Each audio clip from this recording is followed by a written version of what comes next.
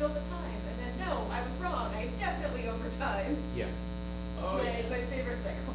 Yeah. Exactly. Oh yeah. Well, I remember one time somebody asked me to give a privacy talk at a local, actually the local Minsta chapter of all things wanted me to give a privacy talk, and so I basically, it was like I was in college again where I had to get a bunch of PowerPoint slides and thought was ready, and I literally started working on it like the evening before and like slept for 4 hours and woke up and finished it the next morning. I put my slides in, they're in Google Slides. I also saved them as PowerPoints and a PDF in case all of that failed and there was no internet and I was gonna have to scroll. And this is because this is like, we had a whole presentation on like how to, all graphics basically, and like that was the suggestion from our designer. And so I emailed it to myself and then put it on OneDrive. And if all of these fail, tomorrow at 4:30 I will resort to mine, an hour of mine. That's right.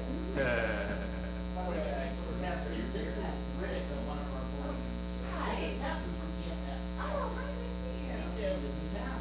Wow, amazing. Hey, how you doing? Good to see you. Good to see you. I already missed that, buddy.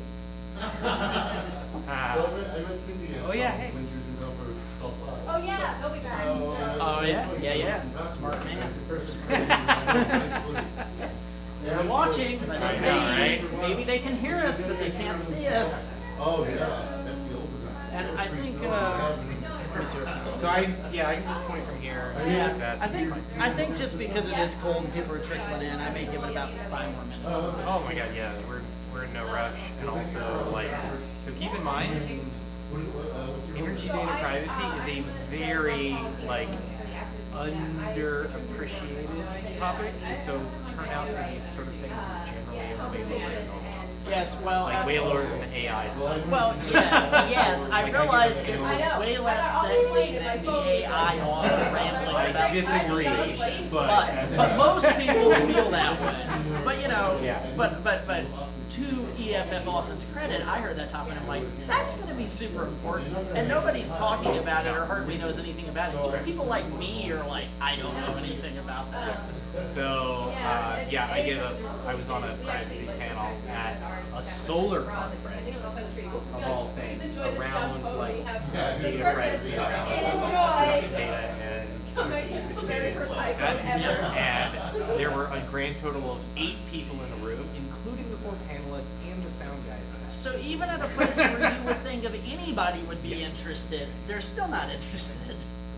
So in general, So this is not you're saying this is these are the you're core like, this is dedicated already people right a here. decent turnout for this These topic. are the greatest, right? Just coming in. Actually, I'm gonna get. Is there a glass of water? Oh. Hey, nice to meet you. Yeah, we're gonna get this issue bringing water and more over. Yeah. You're the one who decided to take the lead. Yeah. It wasn't that big.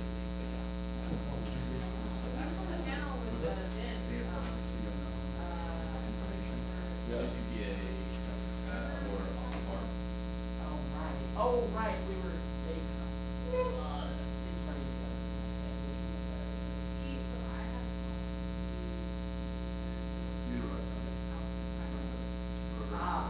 Oh right. Oh right. Oh, music stuff? Yeah, of course. What else would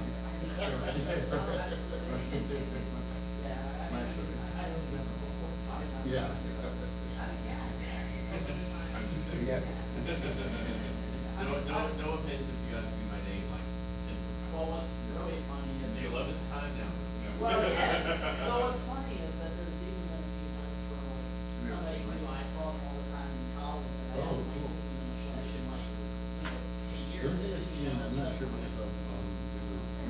Yeah. Oh my God! I interacted with them constantly for 4 years. And I forget It's for scoring. That's such a Seinfeld scenario, but it admittedly is one of those scenarios. I'm going to be pointing mostly at this screen.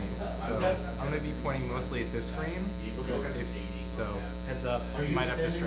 I'm going to be standing right here. Okay. So I don't know if that's going to be. I have a little bit of hearing loss, but Okay. this here is better. So Okay. Got it. Introduce the, so you meet. that? Are you from Austin? Is your company in Austin? Our company's based in Oakland, California, but okay. I'm based out of Austin. Oh, that's cool. So I live here, and I grew up in Texas. And so, Yeah, why go to California?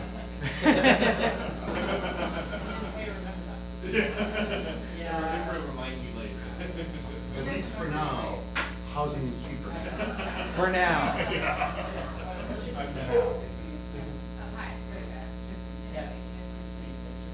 If we have a whole bunch more cold days like this. Yeah. Yeah, it's supposed to be, it's supposed to be chilly all week, but then some of them were, Yeah. some of them were seasonal. Oh, nice. Yeah, like there's all these booster members in the Electronic Frontier Alliance. We're the one in Austin. Crash Spaces in Los Angeles. There's, if you count every member of the EFA, there's about last time shot nationally, there are 90 users. Although there's only about 20 major ones.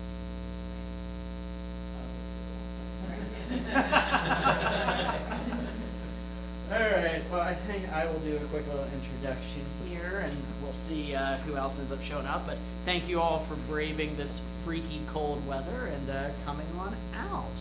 So welcome, new faces and old. For those of you who don't know, welcome to the EFF-Austin monthly meetup. EFF-Austin is a local digital civil liberties group who is getting very close to celebrating its 30th anniversary here. We have been intimately involved in the creation and history of the illustrious and far more famous EFF, Electronic Frontier Foundation, based out of San Francisco. We're also very lucky to have somebody from EFF here with us tonight. Catherine, say hi. So basically, for those of you who don't know what EFF and EFF-Austin do, basically EFF is the nation's foremost digital civil liberties advocacy group. Basically, the ACLU for the internet is a very quick, concise way of thinking of it, but they fight for things like net neutrality, end-to-end encryption, and end to warrantless Fourth Amendment violating surveillance in digital spaces, protecting Section 230 of the CDA, instituting public facial recognition bans, all sorts of wonderful good stuff to protect your digital rights.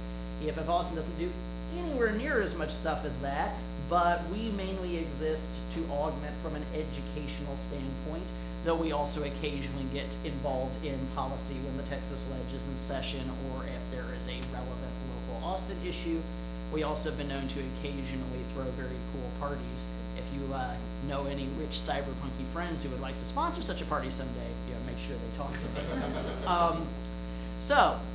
Let's see, this is where I do a few quick announcements before I turn things over to our speakers. First of all, we have these meetups every month, currently on the second Tuesday of the month today at 7 p.m. here at Capitol Factory in this room. We might, because I sometimes revisit the day we do it on yearly because we have a yearly contract with Cap Factory, I may look into maybe changing the time up for next year just so that people who can't come consistently because of this time get a chance to come the next year. Or we may keep it the same if I conclude this is ultimately the best time for most people. But it would, if I did change this thing else, it would probably either be to a different Tuesday of the month or on a Monday night, but I will be looking at that at our contract renewal. Our speaker next month is going to be Ian Sayer, I think is his last name. He's going to be talking to us about a project he's working on that's basically a kind of, I don't want to mischaracterize it, but it's basically, it's working with the Wikipedia API to do some kind of knowledge graph, knowledge synthesis stuff. So that should be pretty interesting. I recommend jumping out for that. There's nothing else set on the calendar for the new year, although we have a number of potential talks in the works. If you would like to give a talk, we always need speakers, so feel free to get at me. We'll also probably be having a holiday party of some kind. We usually have a holiday party yearly. I'm still working out the details on that because our normal sponsor is not able to sponsor this year. I've managed to raise a little money in its stead, but I'm still working that out as well as trying to get confirmation on a venue. Hopefully I'll get all that sorted out in the next few weeks. We also don't mark the date yet because we haven't marked the date in stone, but we usually have some kind of event going on for South by Southwest. Last year was our board member Chris Boyd's house. It's probably going to be there again this year because it is the only way to do events that is even slightly affordable given how expensive South by Southwest has become. So we will probably be doing that again. Anybody from EFF or allied communities in town, we encourage them to attend. The only thing I know for sure is that Corey Doctor is going to be in town because he's on a panel for South by Southwest, and we will extend him an invitation to come. And he, unless he has a double booking or something, he usually comes to our parties, so I think we can anticipate his presence. Let's see, any final things I need to go over? So EFF, you know, I don't want to necessarily jump the gun on official announcements, but there will be an official announcement in a couple weeks. EFF is basically working on a national, basically facial recognition regulation campaign. I'm gonna tell you, it's gonna be like 2 days, so Yeah. it's, you're not jumping the gun by much. I know. Okay, good. And you're welcome to cut me off if I'm saying anything I shouldn't say. But yes, they're basically going to be launching a campaign encouraging cities all around the nation to follow the models that San Francisco, Oakland, and Berkeley, and a number of other cities have done of getting public bans on facial recognition in public spaces in those cities instituted, and trying to get a sane, reasonable regulatory framework around what is potentially, in some ways, a very powerful, very useful technology, but incredibly dangerous if not properly regulated. So that's going to be launching in a few days. EFF-Austin is one of the organizations that signed on to the campaign, and we will probably be trying to do some rabble-rousing to try to start building momentum for something similar here in Austin. So stay tuned for that. Kevin, can you just say a couple words about the ruling today about border churches? Yes, EFF had a legal victory today, actually, where an appeals court basically, was it a district court? I can't remember. But basically, EFF won a major legal ruling where the increasingly prevalent instances of Customs and Border Patrol and ICE illegally searching people's cell phones and laptops when they're traveling internationally and crossing the border with no actual suspicion of the actual traveler, just a warrantless Fourth Amendment violating search. A district court that EFF was involved in the legal fight with basically today ruled, hey, that's actually a constitutional violation and you can't do that. So we'll see if that goes all the way to the Supreme Court or something, but that was pretty cool. Let's see, I think I've covered everything I need to cover for EFF-Austin. So without further ado, all right, last thing. Does anybody in the room have an announcement they want to make that is relevant to the EFF-Austin or Digital Civil Liberties community? Shameless self-promotion is totally allowed, but if there's anything you think the people in this room might want to know about, feel free to share it. Want to share anything? Catherine, does EFF want to share anything? No, you covered the campaign will be called About Face. It was one of about 50 face puns that we came up with. Look out for another one soon. So that's About Face, which will be launching, I want to say Thursday or Friday. We're running, like as always, you can go to act.eff.org and see everything we're running. We're going to hit the end of the year though, so there are a few major things. Reform215.org is the big one actually. 215, Section 215, which is otherwise known as the Patriot Act, is set to sunset at the end of this legislative session. They are going to renew it, so the question about is whether we get it to be better or if it just continues on as bad as it has been. Reform 215, we don't have a bill yet. We only have Wyden's bill, which, as always, we're all in huge support of. To them, the Called Details Records Act, records program. So right now we have an action for that, but as more things kick off with 215, Reform 215.org will pretty much be the one-stop place for that. Okay, yeah, and that's a biggie and an important one. How is the fight on that looking currently? Are we going to get any movement in a positive direction this go around? Because every time we've not had much luck so far. We think so. With this CDR, Called Details Records in particular, they've admitted they don't even use it anymore, that they're decommissioning the computers. So we do think there's a pretty strong chance we can actually stop it, except for the part where the president called for it to be extended indefinitely, even though they're not doing it anymore. Because of course he did. But Which makes it slightly more difficult. So there are things that could get much better in this go around. Okay, well, let's hope that works out. But yes, check up on that. And you want to say something before I introduce Yes, you? I have an announcement. Yes. So if you didn't notice, there was an election on November 5th. It was about a 15% voter turnout. And so if y'all, I'm a voter deputy registrar, which means that I can help you register to vote. There's a primary upcoming on Super Tuesday in the spring. And so if you would like to make sure that you are able to vote in that, come talk to me afterwards. I'm also a volunteer for the League of Women Voters, who helps put together the voter guide. They're always looking for volunteers. There's going to be lots and lots and lots and lots of candidates to contact for the primary races, just because I think there's some races with over a dozen candidates running. Yeah, that sounds about right. Races. It's going to be nuts. Yeah, they can get to 12 to 15 in some of these If you want to races. help out with that, ask me about that afterwards. But that's unrelated to this. Oh, and well, I guess since that was brought up, I will sidebar and say, so at my day job, I work for a company here in town called Civitech. That's our for-profit wing where we make election-related software, but our nonprofit wing makes a product called, well, two products actually, Register to Vote and Map to Vote.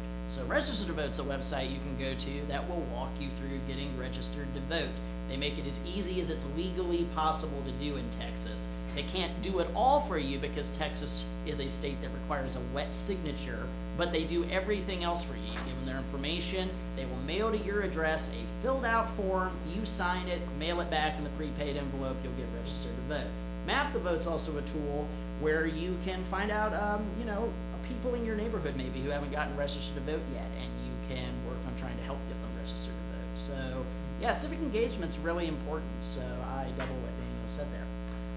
Now, yes, so Daniel Rosser here is the CTO of Utility API, and Daniel's a regular at our meetups, and as you do with regulars, you start asking them what they do.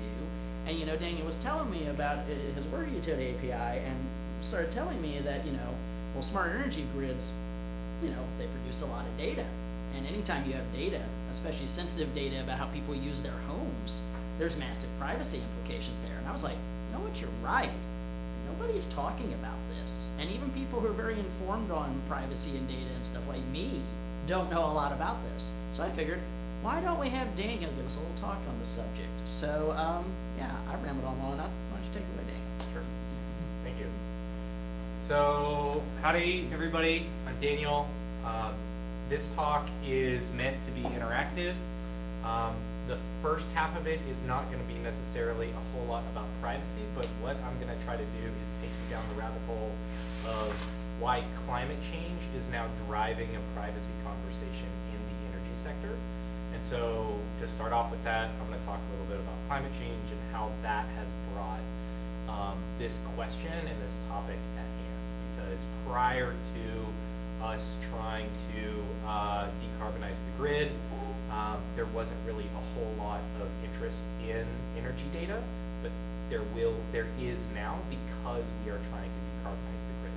And why are those two connected is what I'm going to cover on the first half of the presentation. But if you have any questions on just general climate change questions, I know that if you're in a tech crowd or if you don't do this day to day, feel free to ask me. It's okay to ask me general climate change questions or renewable energy questions or anything like that during the first half and then afterwards as well. I think we're going to get drinks afterwards as well. So. Oh yes, and for everybody who doesn't know, we usually go to Firehouse Hostel Lounge nearby to get drinks afterwards and socialize. You're welcome to join us at that. And also, I will say, fair warning, if you do decide to ask Daniel about climate change related stuff, he's not going to sugarcoat the direness of the situation. Well, he's as you will find out. Very bluntly honest with you. Okay, so I don't expect you to be able to see this, but this is one of my favorite charts ever. This is the carbon cycle. This is the carbon cycle as from the IPCC, which is the International Panel on Climate Change. And basically what it shows is you have various sources of carbon emissions, so CO2, that sort of thing, leaving the Earth, right? And then different things absorbing it, so trees and the ocean, etc. And basically it denotes the amount on each arrow. And that's okay, you don't have to read it, because basically what it says is that there are 200 gigatons of carbon leaving the Earth and going into the atmosphere, and about 200 gigatons of carbon going from the atmosphere into the land. And that is the carbon cycle. So I don't know if you ever learned the carbon cycle in ecology class in elementary school, and that's basically how it works. You breathe out CO2, plants suck it back in, there's 200 gigatons of that thing happening, and that's the natural carbon cycle that's happening. So what we humans are starting to do is we are starting to pull up what is called sequestered carbon. Sequestered carbon is oil, fossil fuels trapped in the earth, and we are bringing that is not part of the carbon cycle, we're extracting that, burning it, and ejecting it into the atmosphere. Okay, and that can go through various things. That can be through coal power plants, that can be through cement, that can be through various other processes that emit carbon, are net carbon positive. And so we have a pool of that sequestered carbon, which is around 750 to 1,500 gigatons of carbon just sitting down there, and we're extracting it and injecting it into the carbon cycle, into the atmosphere, at about 10 gigatons of carbon a year, right? So you have 200 going out, 200 going back in, and you're adding a net positive of about 10 gigatons of carbon a year. And that's what causes climate change. Injecting carbon into the carbon cycle is fundamentally what is causing climate change. So this graph on the left is the carbon in the atmosphere. I guess this is carbon dioxide concentration in the atmosphere over the last 800,000 years. And then over the very right, you can see this very, very sharp uptick right there. That is what this represents stretched out. So this is the last 50 years. And so we are seeing a huge spike in carbon dioxide in the atmosphere, and that is caused by injecting sequestered carbon into the carbon cycle. That causes climate change. So the output of that is that we have, on the normal path, if we were to continue to do that, this is the degrees of warming, okay, for various scenarios. And we're right here, I guess that's, yeah, this is a year old. We're right here, and on the current path, we end up at about 6 degrees C. And a good rule of thumb on this that I kind of have is at 2 degrees C really sucks. Like, there's a lot of economic fallout, there's a lot of sea level rise, that sort of thing. At 3 degrees, you have 1 billion fewer people on the planet. At 4 degrees, you have 1 billion people on the planet. So that's generally because in between 2 and 3 degrees, you really start to have problems with famine and water shortages, and you start having countries invade other countries. So war breaks out anywhere from 2 to 4 degrees. And so mass extinction happens at 4 degrees. And so on the current path, you end up at 6 degrees. That's no good. Told you he doesn't sugarcoat Yeah. it.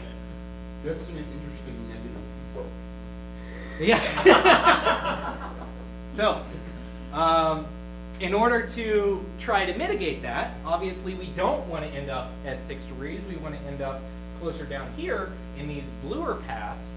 And these bluer paths are actually heading downward. And that's because we've already injected enough carbon into the atmosphere to reach these 3-4 degrees. We actually have to reduce and have a net negative effect on our carbon emissions than what we have been before, right? And so that's where these come in down here, and that's where our targets are. And so there was a report, I think last year, where it basically showed the cliff that we have to do. So this red line here is today, and this blue line going down is the path that we have to have in our annual carbon emissions. And so as you can see, it's a slide.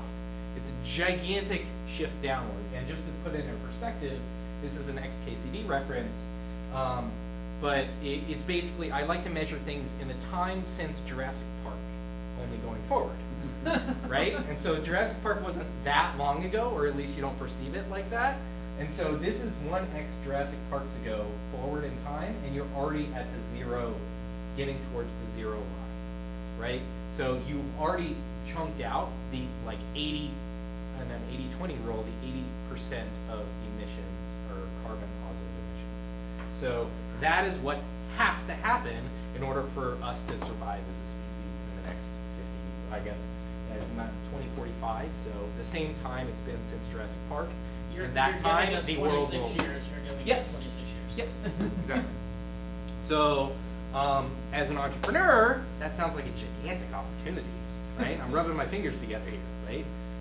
Any sort of a problem where you have a finite amount of time, you can make a killing in it. So that's where this kind of comes in. So this is another area of concern, and this is called the carbon bubble. Basically, as you saw in this slide, we have 750 to 1,500 gigatons of carbon sequestered. A lot of that is actually on the balance sheet of fossil companies. So Exxon and Saudi Aramco and everything like that, their assets under management are valued as if they were going to extract them. And so that's what this big thing is 2.795 billion tons of CO2. That's not carbon, that's CO2, so the extra oxygen's added to the weight, so it's actually way more as far as like carbon equivalent tons.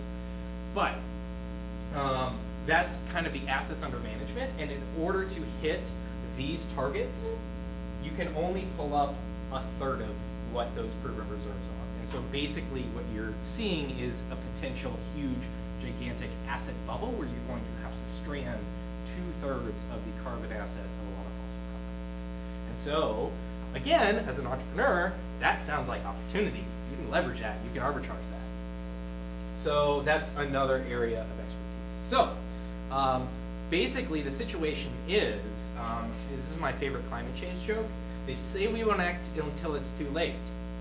Luckily, it's too late. So what are we gonna do about it? What are we gonna do about it? All right, let's talk about energy flows. So this is also one of my favorite graphs. I love this presentation because it has like all my favorite graphs in it. So this is the energy sources and the energy uses in the US, right? This is produced by Lawrence Livermore National Labs every year, and basically it has all the various sources of generation of energy and then all the various types of consumption of energy. So over here on the right, I've identified about 80% of our energy comes from fossil-based fuels. So if we are going to hit our targets, we have to, in the next 25 years, basically cut all of that out and switch it to something else, right? And so how are we going to do it? How are we going to do that? So Rocky Mountain Institute put together kind of a timeline on how that would actually be possible. And if you notice here, the net energy usage in the country goes up over time just because there's more people, we're growing as a society, we're using a lot more energy per person. I guess in the US it's actually capped out. But some of this is just through energy efficiency, right? A significant part of it, we actually have, we mitigate all of that growth through energy efficiency topics, and this is by 2050. So this is on the same timeline as the Jurassic Park. And then we have a massive growth in renewable energy. We have a reduction in natural gas. We have an almost elimination of coal and oil in both the transportation and the industrial sector. So yeah. Is this a prediction about what will likely happen, or an indication of where we need to go? This is an indication of what needs to happen in order for us to achieve our Paris goals, which I guess we officially found that we're not in that anymore. So. But a lot of states have pledged that as well, and hopefully Texas will at some point too. Okay, so to me, it looks like these are gigantic growth industries, right? And the other thing that is interesting about that is that this whole renewables piece and these whole energy efficiency pieces, so I guess to back up, so to conclude, we need to install massive amounts of renewables, we need to install massive amounts of energy efficiency, and we need to electrify everything. So those are the three mantras right now in the climate change space.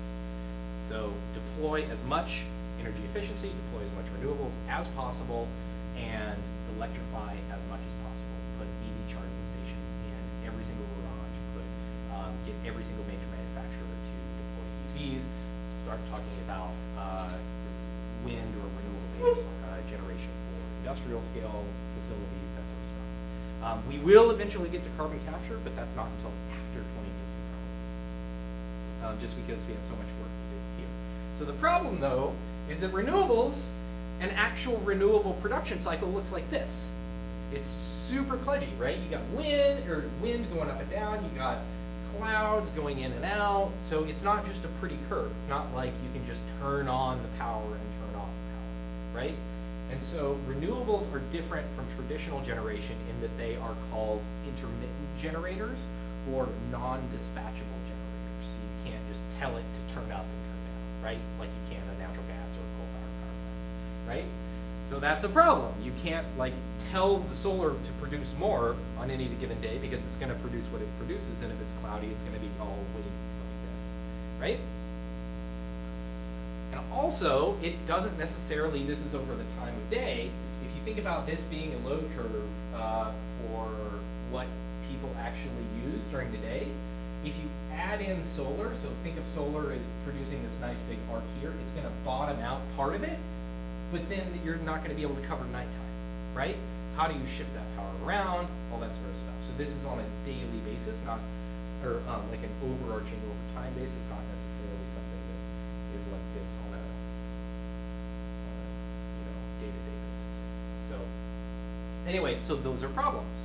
Luckily, we're all engineers, and we all know what to do, and we all know how to solve these engineering problems. These are engineering problems. They're definitely solvable. Yeah. I was gonna get into the idea of what we do to restore it and smooth that out. I've been reading up on that. Yes. So the mantra, or actually, yeah. Okay. So the last point is, in addition to deploying massive amounts of renewables, in addition to installing massive amounts of energy efficiency, in addition to electrifying everything, you need to deploy stupid amounts of load flexibility. And so load flexibility includes storage. Storage is basically a mechanism for shifting load around, right? Because storage doesn't actually generate electricity. You take electricity in, and then later you shove it back out at some loss, right? And so you can arbitrage that over time to shift things from like here to here, right? So yeah, so that includes storage. And so not only do you have to have massive amounts of renewables, you have to have massive amounts of energy efficiency, you also have to have massive amounts of storage, but also in addition to storage, you can have other load flexibility items, right? You can use your building as storage, you can use your air compressor storage. It depends on the type of storage. You may not necessarily, if you know there's a cloud coming over a solar power plant in the desert, and it's only gonna last for 5 minutes, you just send out a signal to all of the, I don't know, commercial refrigerators to not turn on the compressors for the next 5 minutes, right? That sort of technology is how you have to manage a grid. And so the mantra for, in utility conferences nowadays is that we used to forecast load, forecast how much power generation people were gonna use, and then deploy generation to meet that load. Call up power plants, hey, I wanna, you know, I anticipate this much load, spin up your extra stuff, right? And tomorrow, as we deploy this stuff, that will flip, where you actually have to forecast generation, this is how much power we're gonna generate, and then deploy load. Hey, we need to fill up on your batteries because we're anticipating a shortage in 2 hours, that sort of thing. And so the deployment and forecasting in general will flip. Markets are still trying to figure that stuff out, and that's kind of where my company sits, is on the intersection of that transition. So that's what we kind of focus on. So distributed energy resources are a huge portion of that. So DERs is the industry standard term. If you want to sound like an industry expert at your next cocktail party, say, you know, oh man, I don't know about all those DERs, and everybody's like, whoa, how'd you learn that? So distributed energy resource is basically a combined term for all of the distributed things behind the meter. So your smart thermostat is a distributed energy resource, your EV charging station is a distributed energy resource, your battery, your solar, everything that is outside of the utility like window, so think of like the power line going into your house and then going into a meter, and then things behind that, everything that is energy related is a distributed energy resource. And there are a lot of companies trying to deploy a lot of distributed energy resources because we need to deploy stupid amounts of load flexibility, right?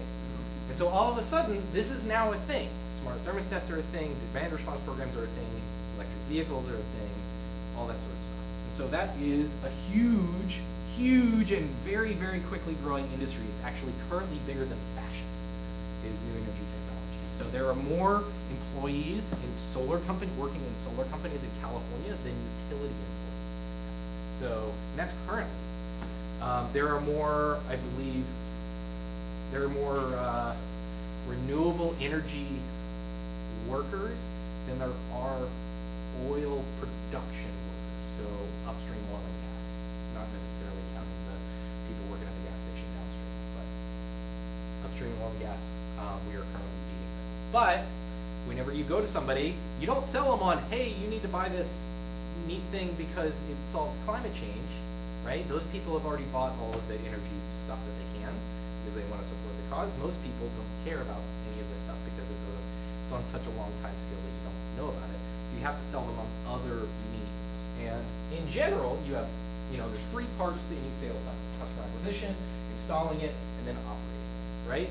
And the first one, you need somebody's historical energy data to do a feasibility study on that thing. Hey, I want to sell you some solar. It's probably going to save you a whole bunch of money, but I don't know how much money and I don't know how many solar panels there are. Let me get your baseline data, do my calculations, size the system so that I can tell you how much you're going to save, what the payback period is going to be, all that sort of stuff, right? So that is a driver for these distributed energy resource companies, these external companies to the utility, wanting your interval and billing data from the utility. So that's a huge driver right there.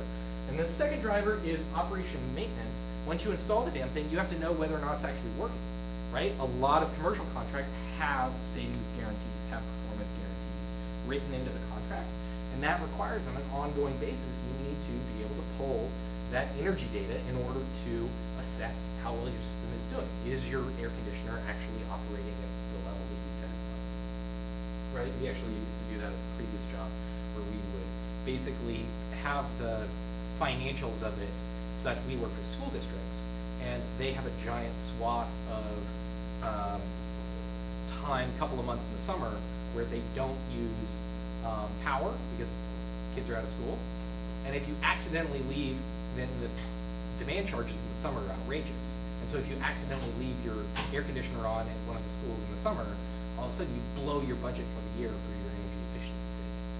And so we were always on top of like monitoring the heck out of those closed down schools so that we didn't accidentally miss a janitor leaving the air conditioning on for the weekend or something like that. So that's another need for energy data. All right. So now you have all of this huge amount of gravitational pull to deploy all this load flexibility. All this new load flexibility has a huge gravitational pull for the energy data. And so, like, previously there hadn't been a big reason to have customer energy data before, right? Whenever you didn't deploy a whole bunch of this energy technology, whenever you forecasted load and deployed generation, you didn't care. Like, nobody would want to get your utility bill. Somebody would walk around to your house and read the meter and write it down, and they'd send you a bill, but like that bill was just a data point, right? Now with huge amounts of load flexibility, you have to install things like smart meters, right? You have to have a reading every 15 minutes of your energy usage of your house in order to meet those flexibility requirements. It's not on a monthly basis anymore, where you have 12 data points a year. It's 35,000 data points a year, right? So that's a huge amount of resolution increase over the past decade in energy usage. The second one is there's no APIs or standards for sharing customer energy data at scale, mostly because nobody cared about it before. So this is only a last 10-year topic. And there's no pre-established privacy protections around utility data because nobody's wanted it before, right? It was just something that there's actually an argument right now on who owns the data. Is the utility's data? Is the customer's data?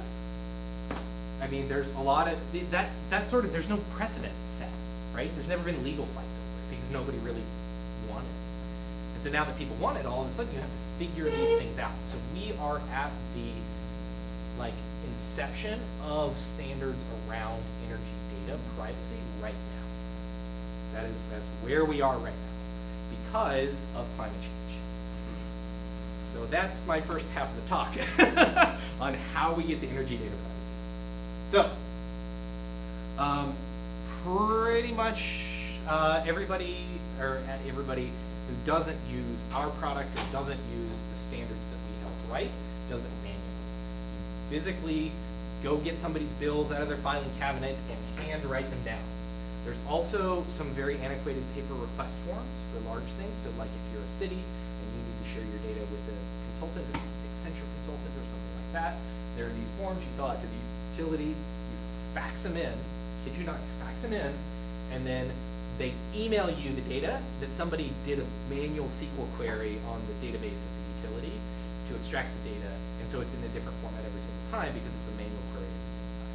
And so you get this data emailed back over unsecured email, of course, and it takes like 6 weeks to do, and then they reject it if you ever have any sort of like typo on your paper forms that you have to handle.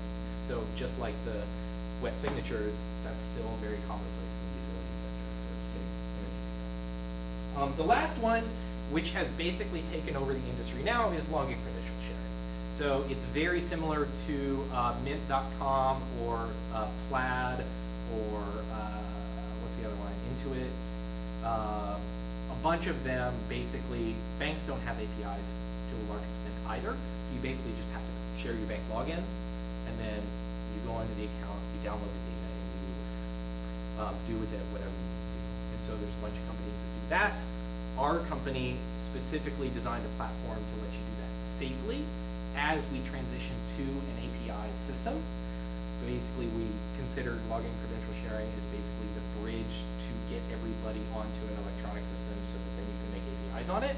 But you have to convince utilities to actually adopt the APIs if you want to get off of the login credential sharing. So that's where we're at now.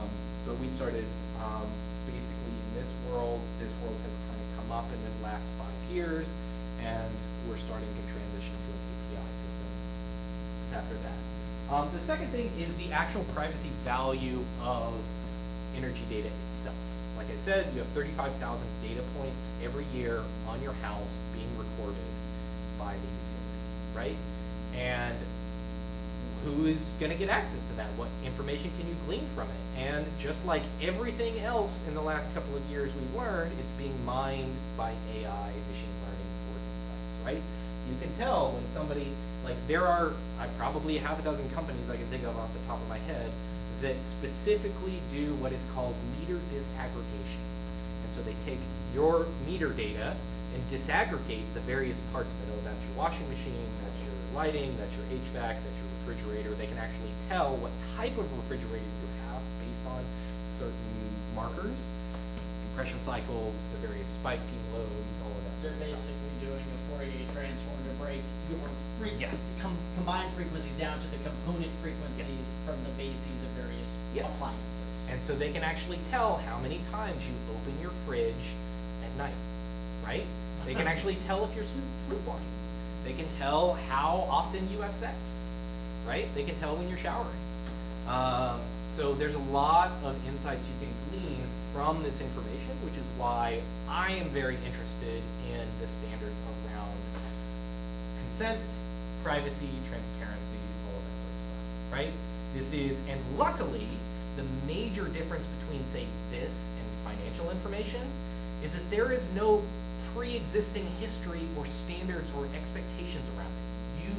If you get into this early enough, and you're an activist in it early enough, you can set the default, because there is no default right now, right? This has never really been accessible before, or never really been seen as a need for accessibility before. And so basically what I'm trying to do at Utility API is I'm trying to set the default around consent and transparency for access to this information, because if there is not a default set, then whenever Facebook realizes that they need this information, they're just going to go and lobby and convince the utility to just give it to them without consent. It'll be opt-out, or it'll be something like that, right? Just like facial recognition, right?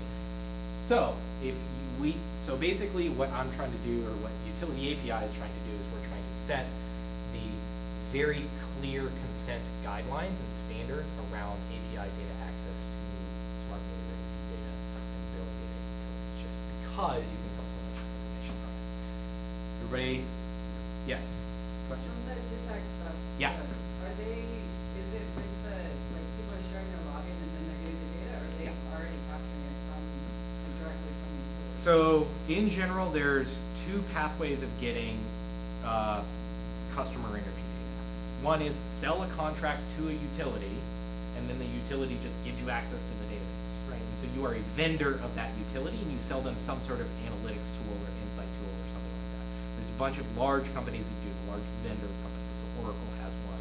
I I think it's called O-Power, right? They bought O-Power separately. The Uplight is another one. Basically, it's like insights into your customer engagement sort of stuff. AutoGrid is another one. A lot of utilities are buying all of these sort of software analytics insights because they like, we have all this data, we don't know what to do with it. We run a grid, and we're very good at running a grid, but we're not software like data scientists, so let's hire a company that does that. Here you go. Have fun. Tell us things that we need to know. And so there's a huge amount of traffic, but in general, the data has to stay within the confines of that vendor. The vendor can't then tell, you know, so-and-so is only having sex 2 nights a week, or hasn't had sex in 3 months. That sort of thing. Yeah? I'm curious, one is, I see that those deals are not under contract. Yes. And so your projection on what it is. Yes. Yes. Contract, but, you know, there's a temptation, so how granular is that data? Are they going down to say, this person was at this address, and their energy use is this much, Yes. this time, this Yeah. date? Or there's some level of, let's think ahead and anonymize the data? So for the contracts directly with the utility, you get access to the database. Here is the energy usage for everybody, because you have to run your AI insight profile over everything. But it's all data usage pattern, so it's address, Yeah. data usage pattern. Yep. How and often then you doing paid your the bill. actual user to draw the implications, and not doing any of the hard math, it's just kilowatt hour, lifetime. Is that what's in the database, or is there? I'm some sure. additional- I'm sure O-Power pulls in things like weather patterns, things like financial information about that area. They can pull in other stuff in addition to just doing the data. But in general, they can't take that data and then take it elsewhere, right? They are under contract with that utility, and they have to keep that data only for that utility. Now, what's sticky about those contracts is that learnings from the data are probably extractable. So you can basically train your machine learning profile and then take it elsewhere and use it on that advertising system or something like that. But the data itself has to stay within the confines of the utility for those contracts. But those contracts are not necessarily where I consider the privacy implications, other than the fact that the utility is going to become a surveillance god, just like every other surveillance god out there. The privacy implications are that there's a giant driving gradient or a pull for the data, individual customer data, to leave the utility confines and go into these distributed energy resource companies, right? Your Siemens building controls, your Teslas, your whatever. Yeah. Yeah, I was wondering, like, to what extent, I mean, this seems to be assuming real-time data from every residence. Yes. Which, That happens. to what extent? I mean, I realize. No, it's in every single smart meter in Texas is smart meters. So there's millions and millions of smart meters attached to every single home. Okay. And every 15 minutes they say, hey, this is my energy usage. And it gets picked up by a Zigbee network and goes into the central repo. I'm new to Texas, so I didn't know that. That's residential. Half of the country has smart meters, and that's the way smart meters work. Okay, yeah, And you no, can't I opt understand out of that. it, That's right? If what you it want is. power, you have to have a smart meter. Okay, that's the thing I didn't know. And so Yeah. smart meters are very widespread. Oh, yes. Yes. Very widespread. They're ubiquitous, and they're basically 100% penetration in other countries. I And assume the they're also biggest 100% thing. penetration in new homes, I would assume. Oh, yes, absolutely. Basically, if you move into any place, if you pay an electric bill in Texas, 99% of the time, there will be a data record of your usage profile every 15 minutes for the past year, right? Sitting in the database. How does that smart meter communicate updates back to Is this is hooked backhaul. right into the internet, or is it like? It's wireless. So it uses what's called a Zigbee profile. So basically what happens is you have a smart meter with a symmetric key on it, and then a central node with all the symmetric keys of all their Zigbees in the range, and the radio basically encrypts it. I think it's AES 128, AES something. Encrypts it using that symmetric key to the central node. The central node decrypts it and then sends it through the backhaul through TLS or whatever. And so in general, it's an encrypted connection. There used to be a whole bunch of problems with sharing secret keys on the Zigbee network. So like all the meters in an area were the same key. So basically you would be able, and because they required hopping, they basically, you know, if you had one Zigbee over here, it would potentially hop through 3 or 4 other smart meters before it got to the node. So you had to share the key in order for that hopping to be possible. And so you had like people trying to basically, I guess, create patsies with power. So if, like, if you were growing pot in your garage, you would hack your smart meters to tell the grid that it was actually them. Oh, wow. Yeah, So weird stuff like that. So Nowadays it's generally 1 key per meter. So these Zigbees, so it's basically it's a mesh network of these Zigbees? Yeah, kind of. Okay. Yeah, Overrated. but the thing about Zigbee Wireless is it's very, very low bandwidth and very, very low power. So you can have a long distance in range for very little power, but your throughput is like, I don't know, maybe a kilobyte a minute. But you're not trying to. But you don't send care, any like, big you're just data reading every payloads, 15 so minutes, you know yeah. you don't need 5G for this. You don't Got need it. fast speeds. Just as Yep. as kind of a funny, I'm from Buffalo, New York, and lived here a couple Yeah, years yeah. ago, and somebody got caught growing weed in the West New York area. Yeah. Because this time of year when it snowed, their roof didn't have any snow on it. So yeah, so that's the thing. It's like, is the utility database searchable by the DEA? Right. There's actually He's like, dang, I didn't think I'd have to shovel snow onto my roof. Do you need a warrant to go to the utility and get that energy? That's still an open question. Yeah. I'm still interested in the smart meter stuff. Yes. So if there is a security issue with those smart meters, do they have the ability to download security updates? Or does somebody have to manually go out to those? Depends on the maker and how big they are. Texas was a pretty early adopter, so I don't know about Texas. And I'm also not an expert in the meter data management like stuff. This is mostly just like friends talking to me, so take everything that I say with a big grain of salt. Also, do you know how easy it is for somebody with physical tampering to hack one of these things and get data off? So in general, there's been a couple of like DEF CON talks about this, where people actually like decap the microchips on their smart meters in order to extract the secret keys and try to hack them and that sort of thing. In general, it's a giant pain in the ass, and the utilities are pretty good at detecting anomalies in billing just because they have had to deal with misreads on physical people walking around and writing down wrong numbers. So their sanity checks on usage are actually fairly good. It's not like super smart or anything. It's not like AI. It's just like years and years of people accidentally writing down like 3 instead of 8. They generally can check some of that stuff. And so if you start to futz with stuff, they're generally giving you a call. And it's non-trivial enough to hack them that, you know, you're gonna need somebody who is a hacker to hack it, Yes. not just some dingus with an And NF. you're dealing with live power, Right, so yeah. hopefully you get an electrician to help you as well. Right. Right? Like I've seen photos of people, like the easiest way to hack a smart meter, and I don't even know if it's possible anymore. You take it out, stick it upside down, and turn it back in so it spins backwards. Right? That's like the easiest way to like have a really low power bill. Now the utility will generally come out and say, what the hell did you do? But you'll have a few months where you have like, I used negative 500 kilowatt hours. Yeah. I just have a comment. Yeah. I actually worked on a smart meter project, so I have seen it from utilities point of view. What was your question? I had a few questions, but I was wondering if these smart meters could like download security updates. and things like that. It's basically just like, you know, you update something on your iPhone, like iWatch, kind of thing to say, hey, utility can, you know, like update the stuff and then like, you know, I would just- Over-the-air firmware updates. Yeah, and I'd assume it happens seamlessly. The end user doesn't have to like confirm the update. It just happens. I would really hope that you don't. Like, how many people in this room can tell me where their smart meter is on their house or in their apartment? Right?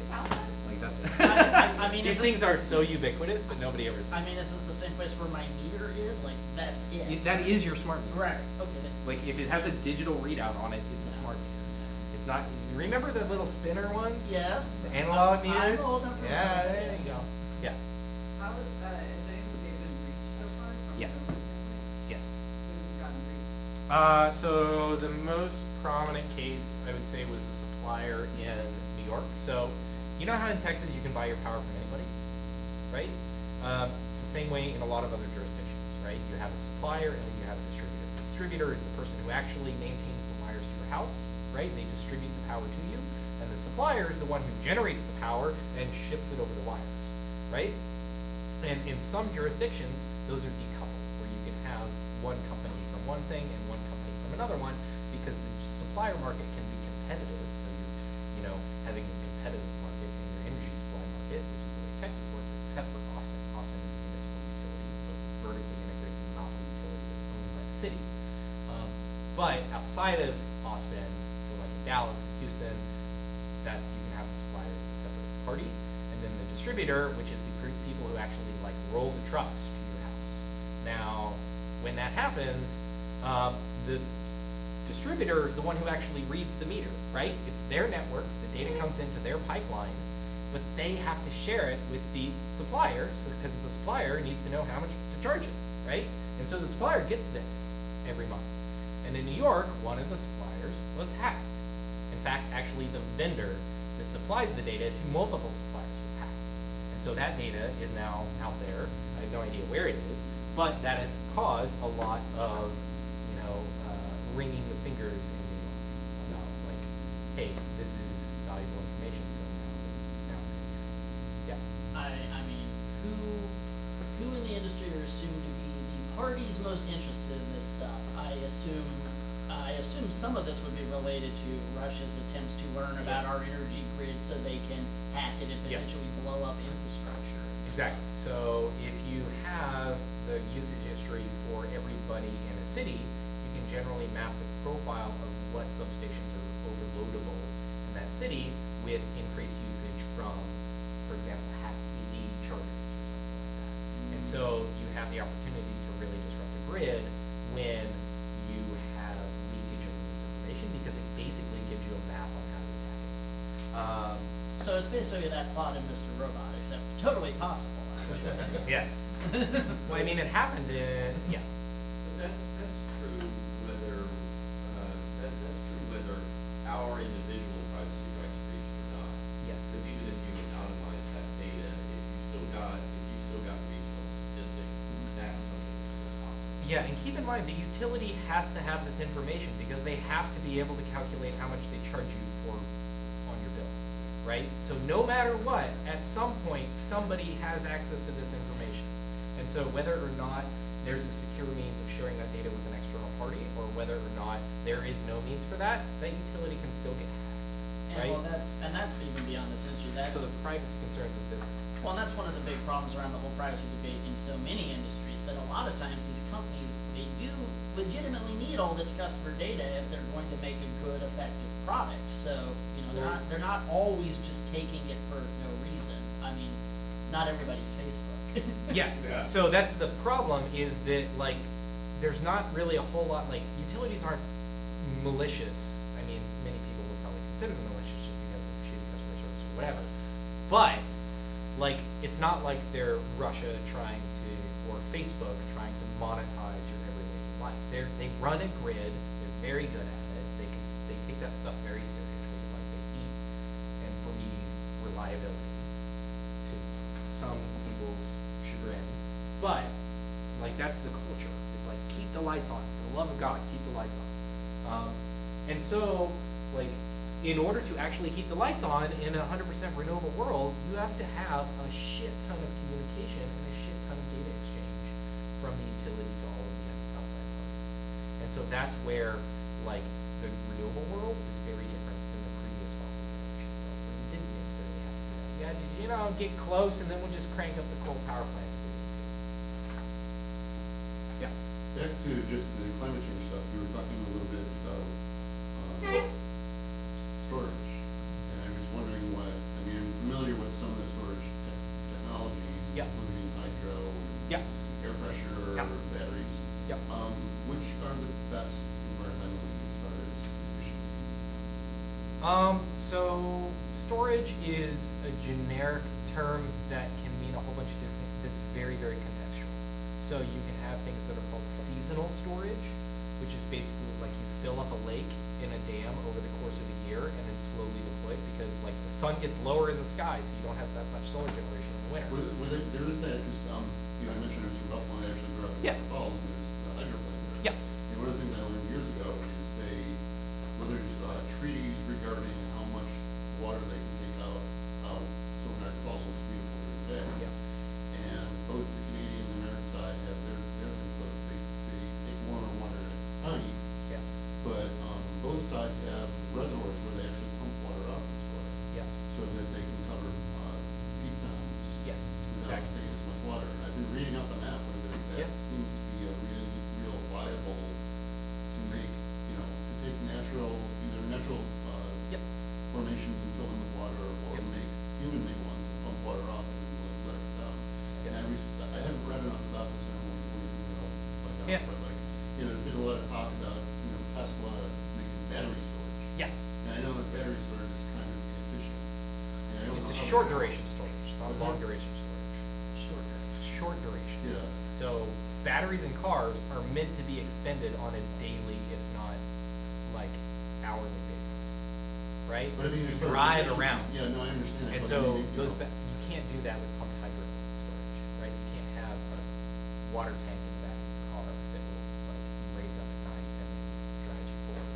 So long duration, it very much Yeah. depends on the use cases and the cost trade-offs for those use cases. Yeah. Right? Short duration storage, like electrochemical batteries are pretty good, right? And then you have medium range. So a lot of solar power plants nowadays are actually doing like they're basically capping off that peak of the day. They're dumping that into a chemical battery. So there's actually 2 tanks of chemicals, and they, you know, I think it's vanadium flow batteries is what they're called. But basically, it's sulfuric acid, and you take that electrolyte and you move it over to one tank, and then to get that flow of energy, you basically pump that or flow that fluid over something that will extract those electrons and generate electricity with it. And so, like that's another technique where it's like liquid in tanks. It's a good storage thing. But it's medium range. So like it's a lot of power in a fairly stable like tank system, but it's not super quick, right? So that's different from lithium, where you just get powered now, right? And so there's a whole category of various types of storage stuff and various types of use cases that are best for that, and it's gonna take all of them. It's not gonna be winner take all.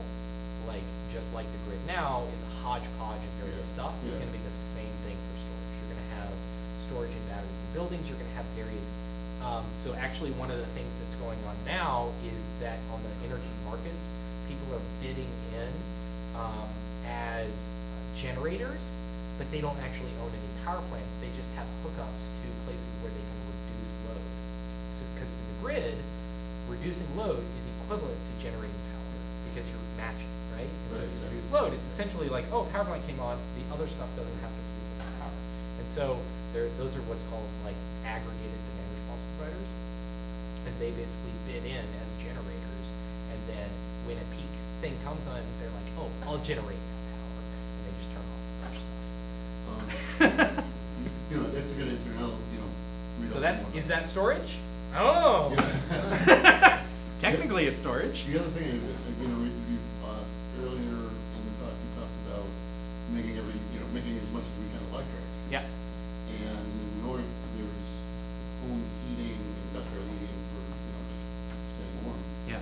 That generally is fossil fuels, and we can use electric for that, but, there's efficiency issues with that.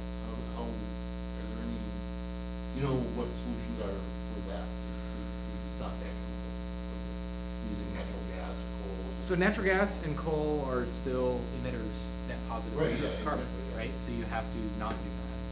And electric heating is kind of what everybody's kind of doing, just because it's super easy, right? It's you Yeah. just replace, like there already exists electric heaters. Now it is definitely not as efficient as gas heating, but okay, we'll just take that hit. Yeah, I suppose if we're moving toward renewables for the grid, that does make sense. Yeah. It's less of a heat. Exactly.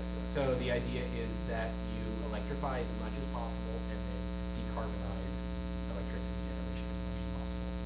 that is the most simplest and easily fragmentable pathway to 100% renewable. Because it basically allows 500 different companies to all attack the problem at the same time in all their own little niches, and then it doesn't really like matter who wins. It all just like gets done kind of at the same time. It's a parallel attacking process rather than saying, oh, we need to dump hundreds of billions of dollars into nuclear and that's our one bet, and so you're basically pigeonholed into that path when you have a finite amount of funds. And so this basically, the electrify everything and then decarbonize the grid allows thousands of companies to attack that problem, whereas other strategies require coordination at a government level, and that's probably not going to happen. Yeah, oil is oil, yes, yes. That's just me being simple. Okay, the next privacy concern around energy data is who owns it, right? And so your utility usage and billing data, there's actually mixed precedents on that. There's a court in California, they granted warrantless access to utility records for pot growers. So it just requires a subpoena, or the DEA can just show up at a utility and say, hey, give me the usage for XYZ person. They don't need a warrant for it. At least that's what that ruling said. But there was another ruling that said smart meter data is protected by the Fourth Amendment. Who was right? Hasn't been a Supreme Court case yet. Maybe the EFF will take it up. Please enjoy your circuit split until then. I'm pretty sure these aren't even circuit splits. Like, it hasn't made it to that level. That is how early we are in this phase. Like, it's crazy how early we are. Right? We're basically like whenever credit cards started collecting, or I don't know, he's talking about like credit rating agencies in the 1700s. That's like where we are with energy data right now. Not to necessarily put you on the spot, but Yeah. on that split decision, where do you stand on it and why? I think it belongs to the customer, and it's Fourth Amendment protection. Well, considering you're a fan of EFF, I'm not Oh yeah, surprised who that's would have your thought, answer. right? And that's actually what like we're trying to do, is we're starting off with the assumption that you have to get customer consent in order to get access to it. You don't need utility consent. You need customer consent because it's their data. Utilities are just a data custodian. They're a data fiduciary. Yes. You're Sorry, no, just the term we've been talking about data fiduciaries in meetings for months now. Oh yeah, there you go. So the second one is who owns your smart energy device data, right? Your Powerwall discharge information. Who owns that? Do you own it? Does Tesla own it?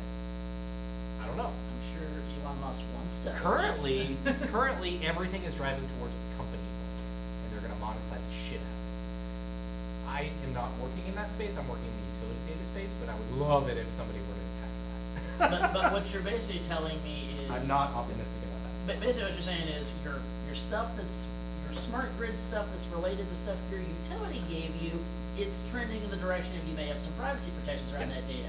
But if you're buying things like a Tesla wall charger, you maybe don't have any privacy Exactly, around just that like stuff. Tesla's cars, right?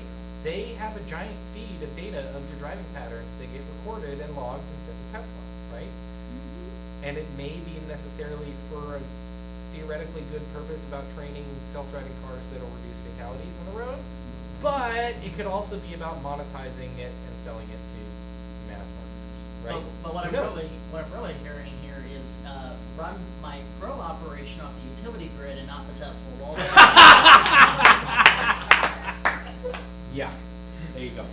So third-party doctrine currently is the only thing we got in smart energy devices, right? You're breaking that line against government owning the data and. So utilities aren't government; they are regulated monopolies, which is very different from. Sorry, we just did a whole white paper on regulation. Basically. So they are regulated, so they do have to follow very special laws on what they do, and that is why we are able to basically try to protect energy data that is collected by a regulated entity. Tesla isn't regulated, right? And so their devices are basically consumer devices, just like your smartphone. And And for so the- it's collecting all the data that your smartphone has. And for those of you who caught my talk on net neutrality, yeah, basically, utilities are, common carriers is the Yes. legal term, and they're basically examples of natural monopolies due to high cost of entry in the Natural marketplace. huge books. Well, natural. I would argue that an or- electric utility is definitely a natural phenomenon. Electric is, well, but in the net neutrality context, your ISP isn't natural. It's So- not, it didn't evolve as a monopoly just by virtue of being really good at their job, because they're not. And No, so, no. and so, like in the utility space, regulation is just a fact of life. And so privacy regulations is just another regulation, right? It's not seen as something that's super like toxic. In the Tesla worlds, the distributed energy resource worlds, for that data that they collect, your Nest thermostats, go to Google, all of that sort of stuff. Of course that's using, like, that's being trained into their marketing algorithm. Of course it is. So, yeah, it's the Wild West and DER data collection. That's the, sorry. Oh, no, you brought up the regulated outlet, and it just occurred to me. In your experience dealing with energy companies, Yeah. you see that maybe because getting a new source of income means a lot of economists have to redo their pricing calculations, Yeah. do their regular rates, so they just sort of a natural disincentive to make more work for themselves for some questionable amount of money. Yes. They're already on a rate of return. Yes. That's actually a huge problem right now in deploying distributed load, or I'm sorry, load flexibility, because utilities don't have a rate of return mechanism for load flexibility. Because, as I said before at the very beginning, utilities have always forecasted load and deployed generation. And so not all of a sudden that you're having to deploy load, that there's no mechanism at the regulated financial level for that happening. And so actually Hawaii is going through a proceeding right now that is moving the utility business model away from a capital-based business model, which is like I buy this power line for $100 million, I get an 8% rate of return on the thing, and then I bill ratepayers for that recovery. Whenever you are deploying load flexibility, you don't necessarily have to build that $100 million power line. You can deploy smart things behind the meter in order to actually like balance that out so you can afford that cost. The technical term is called non-wires alternatives, and there's no business model currently at the utility for that. And so in Hawaii right now, they're trying to figure out how you regulate a utility around what is called performance-based rate making. And performance-based rate making is basically how you let the utility charge ratepayers based on how well they do at their thing and not by how much money they've spent. Really, we're now like in the last couple of years of events, and it's very unknown space. Like it will probably be 30 years before we figure this stuff out. So, Unfortunately, we are within the 30 years of the Jurassic Park era, right? Where you're gonna have T-Rexes roaming the planet if we don't have this happen. just for reference, in the Yeah. telecom sector, they went from that model, that capital plus revenue to a price cap, and that drove the efficiency. Maybe. So you can charge X and do it as cheaply as you want. Maybe. I would be interested in seeing some proposals like that. Like, it's really like up for grabs right now. Utilities don't know what to do, right? Utility executives are basically like, I worked in this business for 40 years, and I don't know what the next 3 years is like. That's crazy. Like, especially in the utility world where like nothing changes on that, so like you have decades of change, right? And all of a sudden we need to do it like in the next 3 years. Oh shit, what do we do, right? And so it's, like, I don't understand why there's not more entrepreneurs getting into the space, right? There's huge amounts of disruption that's possible right now. Now you have to deal with a ton of regulation, which is usually toxic for entrepreneurs, but that's what I do. And the programmer in me feels compelled to ask this. And I know this isn't your side of the thing, Yeah. but on the smart energy device side, Yeah. how do you know? And not encouraging anybody to break any laws necessarily, because there certainly are DRM laws. Yep. Do you know how hackable these devices are to Super stop the hackable. data stream back to the home? I mean, they're shitty. Like, it's the classic Internet of shit stuff. Right. Cash Hill, for Gizmodo, set up a whole system that would capture all the data within your house. Yeah. To do a whole series of it. It's pretty. It's not technical. It's pretty dang easy. So it's very easy. And so basically, if you get one of those things but don't want Google or Tesla knowing everything, diverting the data is not that hard. So like on my last slide, I say, you know, ask me next time about IoT cybersecurity, right? Well, yeah, that might be That's on the next docket time. next Next year. time, right? So conclusion is we need to install massive mass renewables. We need to install massive energy efficiency. We need to electrify everything. We need to deploy stupid amounts of load flexibility, and we need to not destroy customer privacy in the process. So that's my own addendum to that. So hopefully y'all have enjoyed this foray into a space that very few people think about, and hopefully you are aware of how important it is. As far as standards and procedures that exist now, there's a voluntary code of conduct policy from the Department of Energy called Data Guard, and that is basically a set of guidelines for how you should go about getting consent from a user to get their energy data, and then how you should handle that data once you have it. And the major thing that I really, really love about this is the part about scoped consent, right? Scoped consent basically is when you ask for permission to use the data, you actually put a scope of use on it, on the data. So you say, hey, I want to use your data in order to build this solar quote, or in order to do this energy audit, right? And now that's a contractual term. There's no like technical mechanism that prevents them from misusing the data, but there's now a contractual mechanism where you as a consumer, if you later learn that they took that data and used it outside of that scope, you can sue them. And so that's interesting. That's one of the interesting parts about this. Is there an easy mechanism to discover they used it No. outside the scope? No, this is just the guidelines. Okay. But in general, like we're deploying a data access platform in a community choice aggregator in California later on this year, early next year, and we will have the scoped consent because we have adopted the data guard privacy. Do you run into the CCPA when you do that? Yeah, that's what I was just gonna bring up, because with CCPA, you have scope consent. Great. Yeah, so it should be, and that's why I was wondering if it was government data, because it should be covered under CCPA. It's not government.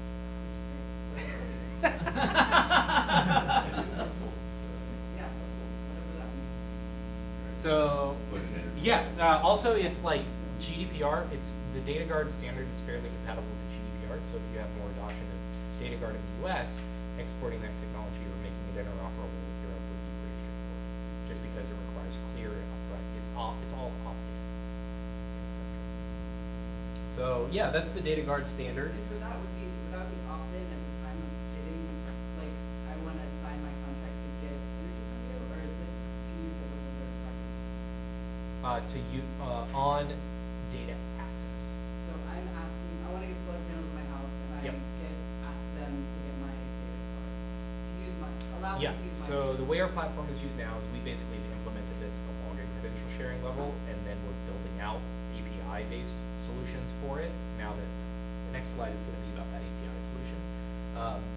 But basically you have a consent form that is clear and concise. You can send it to that person and you say, hey, I want to get your, billing and usage history from your utility in order to do X, Y, Z, right?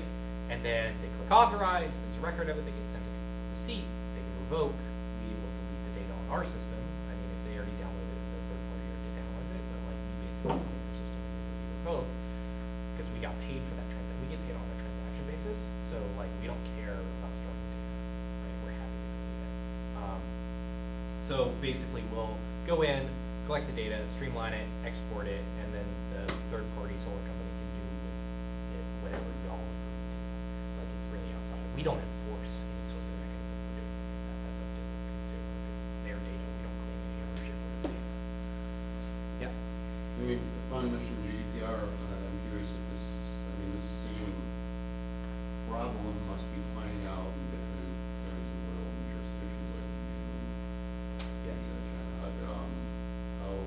China doesn't have a whole lot of deployment of distributed energy resources, and they can just mandate it. So The whole privacy thing is not really a big deal in China. Privacy, I'm not sure like how we that actually plays presented out. there, and they were like, "Why would we ever need your like consent platform?" And we were like, "We really wouldn't." I wasn't thinking so much about the data privacy as the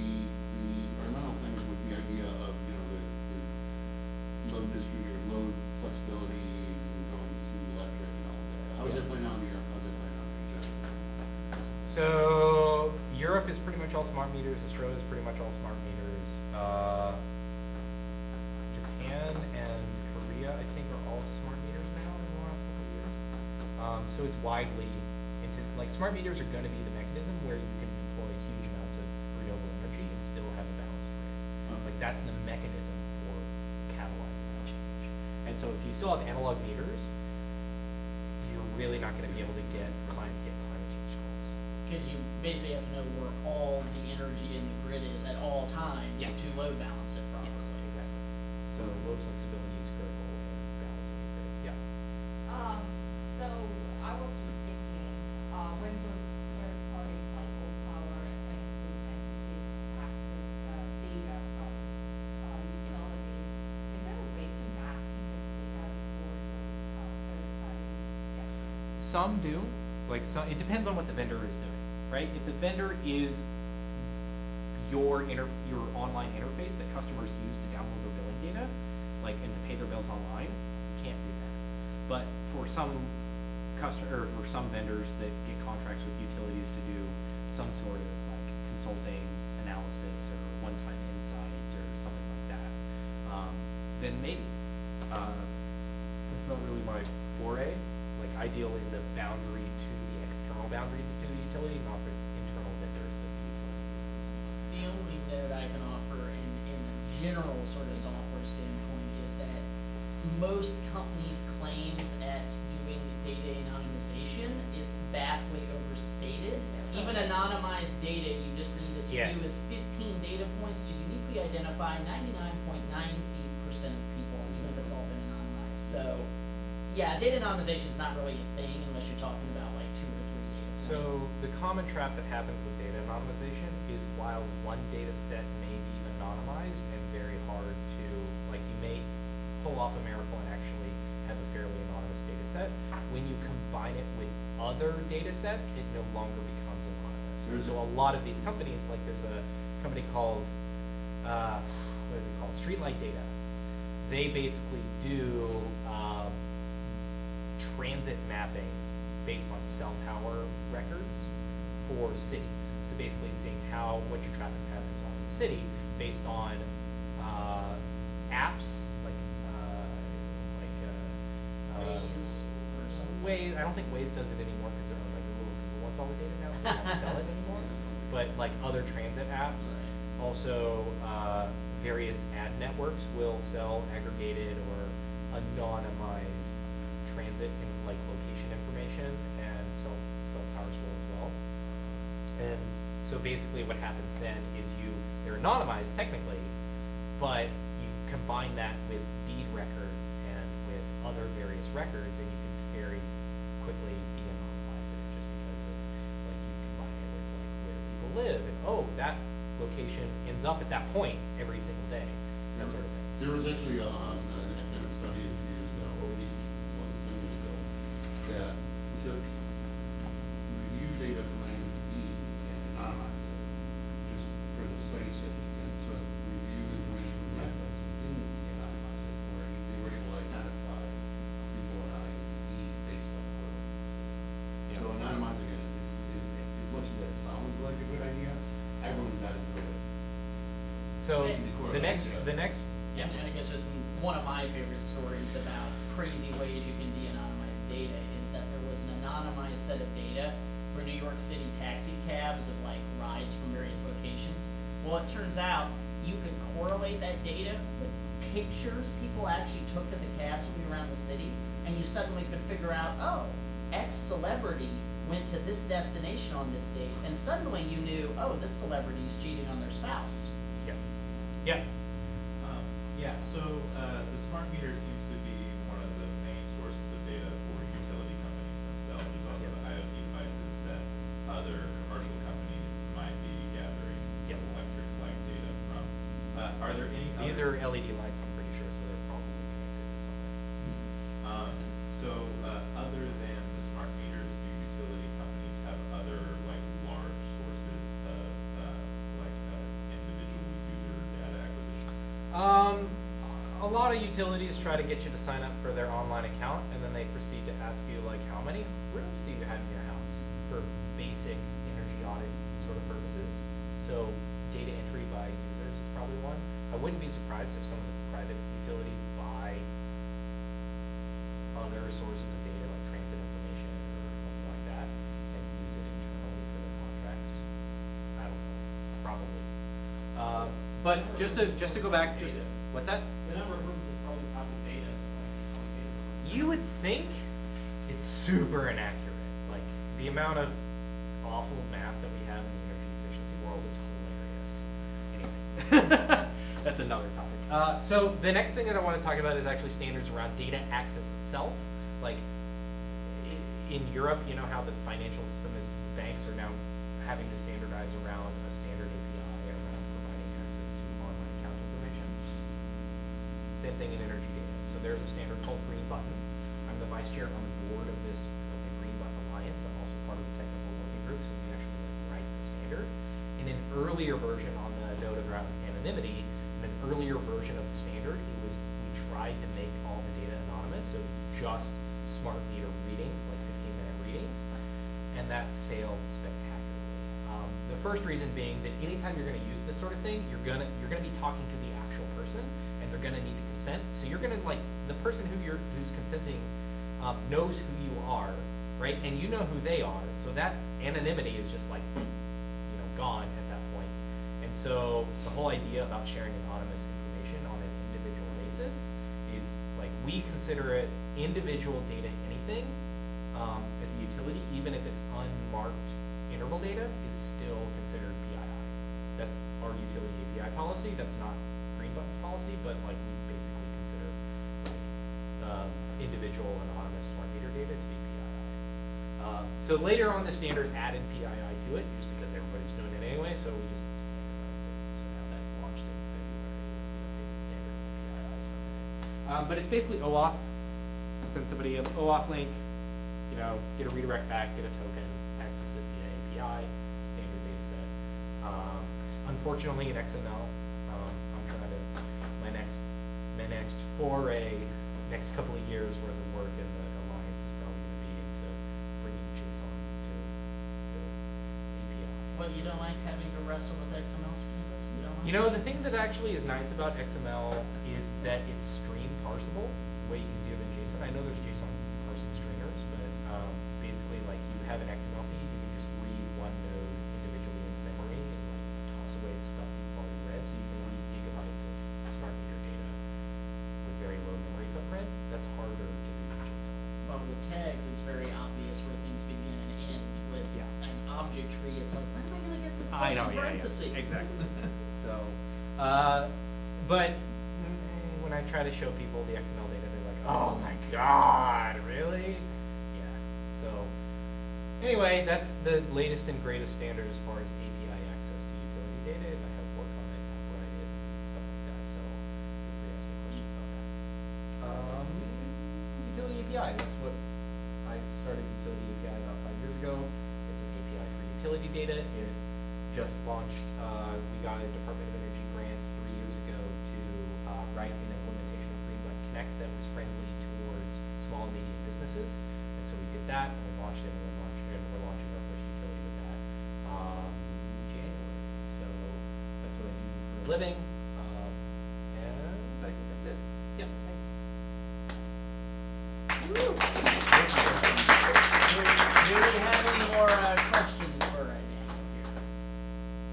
Okay, ending early. I mean, we had a pretty involved discussion, but if there's anybody we haven't heard from, who hasn't spoken I have one. much. This is a little bit out of left field. I just, Sure. you had some really great comments on climate change. You spoke about it really clearly. And Yeah. there's just some events in the world this week that are sort of acute and related to climate change. I would ask about them. Okay. There's a coup in Bolivia. Oh. Which, I mean, depending on sort of which news source you read, it may or may not be sort of a power grab for the world's lithium reserves. Something like 20% or 10 or 20% of them reside in Bolivia. So I guess my question is, as we sort of transition from fossil fuels to an electrified world, which is going to require a lot of storage technology, Yep. which is going to require a lot of lithium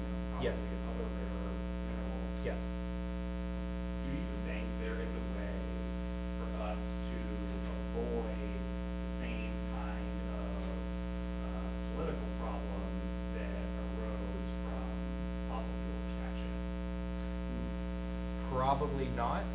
But Fair enough. it will be orders of magnitude less. Okay. The amount of rare earth minerals that you have to extract in order to make the amount of stores that you need to make is several probably orders of magnitude less than the amount of wars you have over oil and coal and natural gas and stuff like that. And the amount of people killed is probably going to be way less. Now that's super like statistically like crude, but I would say yes, it's probably people are going to kill each other over resources. They've been doing that for thousands of years, hundreds of thousands of years at least, right? Right? So like resource squabbles or resource like conflicts have been, and it's only going to get exacerbated with climate change happening, right? So the last time, the other statistic is that the last time that carbon was this high in the atmosphere, the oceans were 70 feet higher than they are now. And generally it's like a 20 to 50 year lag between when you read the thing and when the actual consequences of that thing happening. And we're starting to see permafrost defrosting in Siberia, which is actually releasing a shit ton of methane, which is actually a much more concentrated greenhouse gas than carbon dioxide. And so, like, I wouldn't be surprised if 50% of the world's population has to move in the next 50 years. The Siberian permafrost thing, I mean, there's literally places in Siberia right now where the ground is boiling. There is so much methane shooting off. You questions? Would it be like a good investment to buy land in like Kansas or whatever? Hey, Austin's a great place. I mean, even with all the ice hills, we are above No, 200 actually, feet so above sea level. Canada is actually, I think,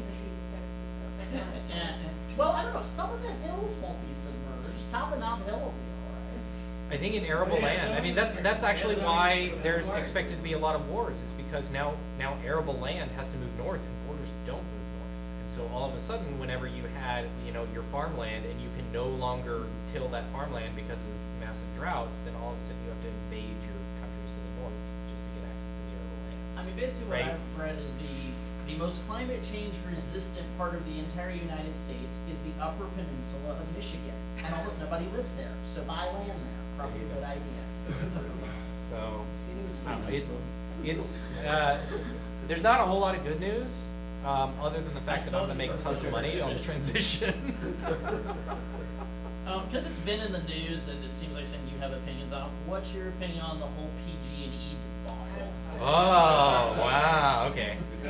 So when Are you from California or what is it? What's that? Are you from California?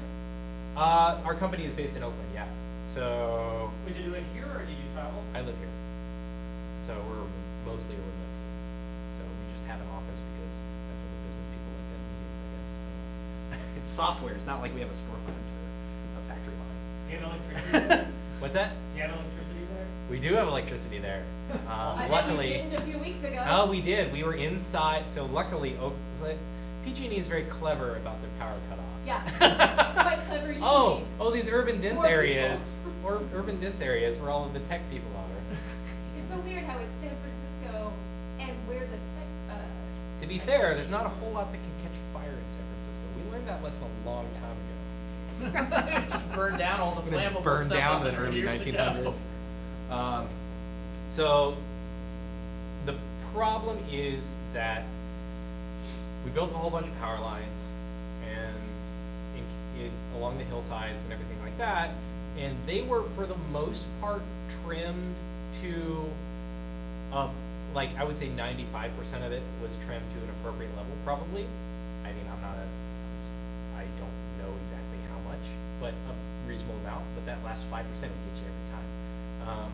And then also, they were trees have been trimmed to a like certain percentage of wind speed, and we are now consistently hitting wind speeds well beyond that, which is driving branches to crash into power lines quite a bit more frequently. And the part about that is that when PG&E was found liable for the fires in the previous years, they have created a policy that says we want to avoid that liability and we will cut power to avoid that liability. So basically, like, we are no longer putting, reliability above and beyond this liability. And so it's a trade-off, right? And there are tons of arguments on whether or not PG&E adequately turned the trees in the first place, or even designed the power lines appropriately in the first place for this risk.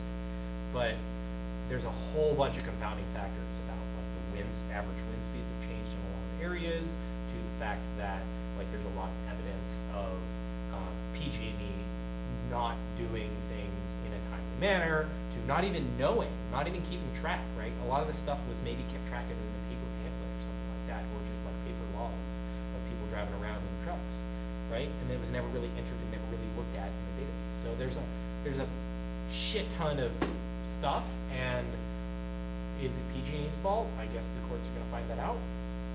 Nobody likes PG&E in the Bay Area.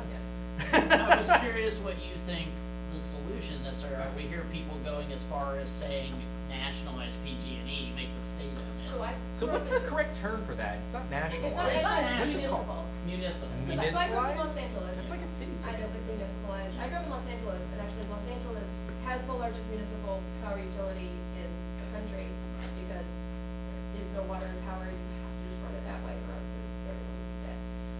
None of it's naturally there. Chinatown's a and we great actually do movie what about he's that. talking about, which is the aqueduct runs the water at night, and that powers the generators for the day. That's actually how Los Angeles gets its water. Yeah. Going back to the 50s. That's also why during the energy crisis in the 2000s, Los Angeles ran out of power. It's because Los Angeles wasn't getting the power from Enron-backed companies. Los Angeles had a municipal power system. Oh man, that's another fun topic. Is Yeah. energy blockchains. And and So I love in Santa Clara, they also actually have Santa Clara Power Company. so. Was it, that's right. So when this debate comes up, part of it is that like there is a model in California. On the other hand, the Getty fire was also a power line, a LED power line. Yeah.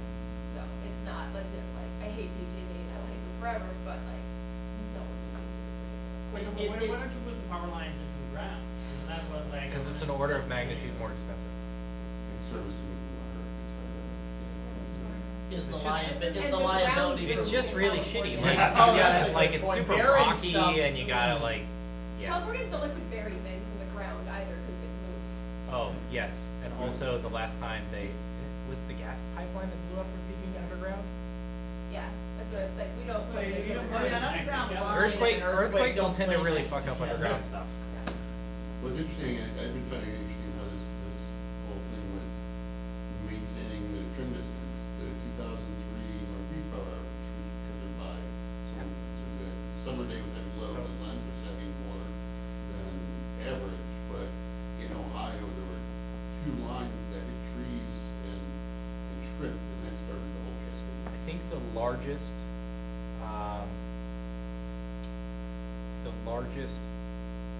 animal-driven cause of power outages is squirrels crawling into things. Well, they're squirrely. Yeah. Sorry. They squirrel away. Sorry. Who would have thought? I hope Alright. they eat out the wires. What's that? They eat out the wires. Yeah, and they, yeah. It's totally nuts. Okay. A lot of, sorry. No. I was about to say, a lot of utilities don't have proper maintenance program for their assets, like transformers, like poles So, and stuff. I think, sorry.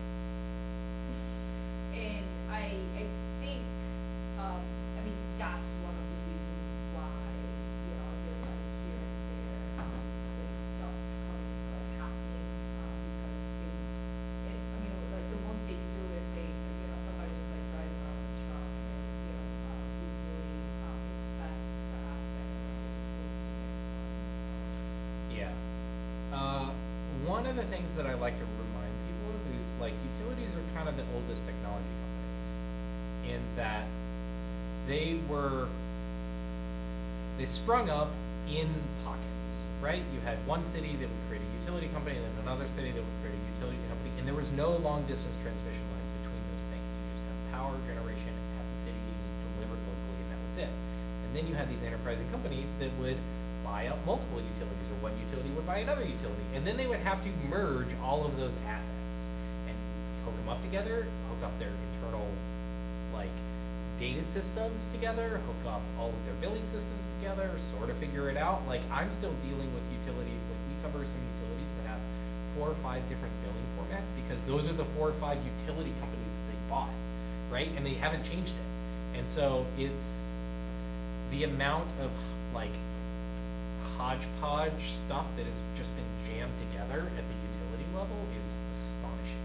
Well, it's the same at the phone utility level. It's like in the early 20th century when AT&T bought up all the local exchange carriers, you know, it's, you basically have people with money building a backbone, and then all the end nodes are a hodgepodge of 10 zillion different things. The thing with utilities though, they're highly regulated, Yeah. so they're not making money, like they. Well, they're not get- supposed to, certainly. Yeah, so they're, receiving the money from this regulatory body, and then it's limited, so that limits their ability to do anything. I'm pretty sure PG&E does make some money. Yeah, okay. They do. It really depends on if they're being forced to pay liability Yeah, stuff. So yeah, that's my talk on energy data privacy. I hope that everybody found this at least engaging when you, and at least insightful in a topic that you probably hadn't thought of before. I hope. How many people had thought about this topic before and or like knew about only IoT stuff? Yeah. I mean, a little bit tangential, but until we really had our conversation several months ago, not really. Yeah, and so the thing that I find most fascinating about this is that most of these things that are going to be sending data to some sort of centralized repo are things that you cannot opt out of, right? It's very, very, you have to not have power in order to not be sending 15-minute interval data to the cloud. Well, it's similar to now with states You like. have to go off the grid. And so there are people that are talking about like utility defection, in which case you install solar and batteries and just run off grid. That is mostly for, screw the utility reasons, not privacy reasons, but, same effect. Wait, so I think Apple and the new campus, didn't they also go off the grid? I believe, I don't know specifically. The idea was that they would use like the natural gas to generate electricity because it's actually cheaper, and then they would use the grid as a backup power, so it's the other way around. Yes, so those are basically called microgrids. So you can have a campus that is basically set up like a microgrid where, for the most part, the utility connection doesn't really have a lot of flow back and forth. But you will probably still have a utility connection. Like, we're not Well, that it was just advanced in backup. microgrids yet. Yeah. But you are right that I agree one of the very interesting privacy implications is the relative difficulty of opting out completely of the sharing. It's actually very similar that, because I was contacted by somebody recently who had moved to Texas from California, was basically asking me, is there any way I can get like a non-real ID driver's license? And I was basically like, well, if you're new to Texas, no. But it's a similar thing where it's like, well, if you don't want a real ID driver's license, well, don't drive, It's almost the sort of, you want to participate at all, there's some data sharing. And the other part is that So speaking about real ID, like what do people think? I still have like the original driver license. It's right? legal until the end of 2020. But the thing is, like, and then it will still be legal in Texas, but it won't work on flights and things anymore. But the thing is, like, you're not actually required to have an ID to fly. So like, I don't understand the whole kind of like thing that it wouldn't be illegal. Well, it will be legal in Texas until it expires, which in then like 2022 you'll have to renew it, and they'll only give you a real ID. Right. And I'm fine with that. But like in 2020, like if I'm gonna be flying, You'll just have to use your passport. That's all. Yeah, you'll have to use your passport. Wait, but you're not required. what- You're not required to have any ID to fly. Yeah, you could volunteer to be cavity searched. I would not recommend that. So Like, that's the other option, is you can do intensive screening without an ID, but they don't like to do it and they'll make it miserable for you. I can say even as somebody, Even if you have like the even as Yeah, even if you have any review, what they will do is sit you in a room and do a survey, and they will also take your phone, and they will look at it, they will do whatever they can to make it usable. I will point out even as somebody who, Have you tried it? I have not tried it, I don't have to, I thought because. there was like someone on the internet that tried it. I don't think they actually do that much stuff. Like, it really depends, on who your DSA agent is. Well, but I where you're think flying. you also have to realize that, like, it's not gonna be just you as a single person, it's gonna be like hundreds of people next. It's not gonna be hundreds of people. It's Okay. gonna be very So- few. I bet. And I can be assured they will be very invasive, because even back when I didn't have a driver's license and just had a Texas state ID, they always picked me for additional screening even with that. Like, and no, not cavity search level, but Yeah. even with that, they were like, patting me down. Yeah, I'm exaggerating, but it will be, it's going to be designed to, make you really uncomfortable if they want you to do it. It really sucks. I really hate reality. Constitutionally, you're not required to show anybody your ID, including a police officer or any agent, except for Homeland Security, you can do whatever you want. Yeah. But there's also the general weirdness around borders. Yep. Like, the rules around borders are extremely lax for police officers. Which is why the EFF ruling today was really, really Yeah. good. And unusual, Yeah. because very rarely do you get someone to agree that you can't do something. And I mean, to give a recent example for myself, I flew internationally several months ago, and I was flying to France with Air France, and like, you know, Air France started doing this thing where, independent of like laws or regulations, Air France wants to do facial recognition on every passenger on the plane, and I was like, is there any other thing you'll accept? And they're like, well, you cannot fly with us. It was basically like, you aren't getting on this plane unless you do this, basically. So, back to energy Yeah. data. The other thing that I wanted to kind of close with is that while energy data access and energy data privacy on the utility side is actually, I'm fairly optimistic about it. The other area that I think needs the vast majority of attention right now is IoT data.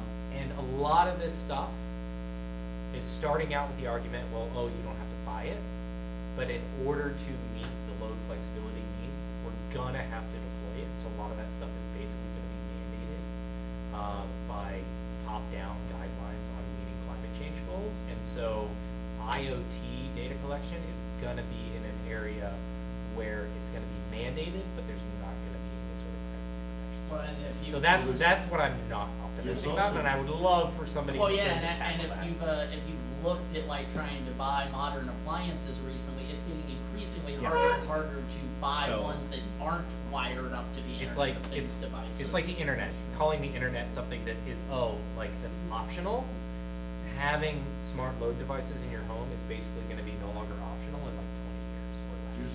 There's a broader issue with this too, because as far as, when you were talking about the smart meters using encryption and secret, Yeah. there's no motivation for any sort of security in general on these devices, so they're, like, at this point, completely hapless. Very few Yeah. companies doing anything about security, because it costs money and it doesn't.